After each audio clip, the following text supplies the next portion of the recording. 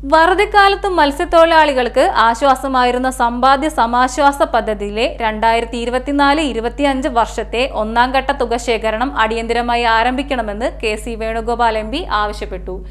ഇക്കാര്യം ചൂണ്ടിക്കാട്ടി സംസ്ഥാന ഫിഷറീസ് മന്ത്രിക്ക് കത്തു നൽകിയതായും എം പി അറിയിച്ചു.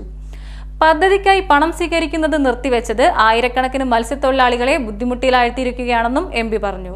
വറുതിക്കാലത്ത് മത്സ്യത്തൊഴിലാളികൾക്ക് ആശ്വാസകരമായിരുന്ന സമ്പാദ്യ സമാശ്വാസ പദ്ധതിയിലെ 2024-2025 വർഷത്തെ ഒന്നാം ഘട്ട തുക ശേഖരണം അടിയന്തരമായി ആരംഭിക്കണമെന്ന് കെ.സി. വേണുഗോപാൽ എം പി ആവശ്യപ്പെട്ടു. ഇക്കാര്യം ചൂണ്ടിക്കാട്ടി സംസ്ഥാന ഫിഷറീസ് മന്ത്രിക്ക് കത്ത് നൽകിയതായും എം പി അറിയിച്ചു. ഇത്തവണത്തെ ആദ്യത്തെ ഗഡു 2024 ഡിസംബർ മാസത്തിലാണ് മത്സ്യത്തൊഴിലാളികളിൽ നിന്നും സ്വീകരിക്കേണ്ടിയിരുന്നത്.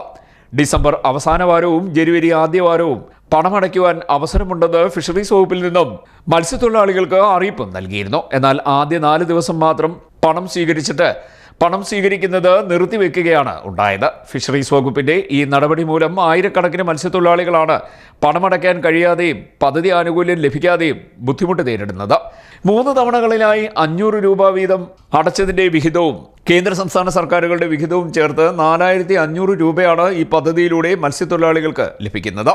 കെ കരുണാകരൻ മുഖ്യമന്ത്രിയായിരുന്ന കാലഘട്ടത്തിലാണ് ഈ പദ്ധതിക്ക് രൂപം നൽകിയത്. അന്ന് 75 രൂപ വീതം 10 മാസം അടയ്ക്കുമ്പോൾ 750 രൂപ വീതമുള്ള 3 ഗഡുക്കളായി കേന്ദ്ര സംസ്ഥാന വിഹിതവും ചേർത്ത് 2250 രൂപ മത്സ്യത്തൊഴിലാളികൾക്ക് ലഭിച്ചിരുന്നു.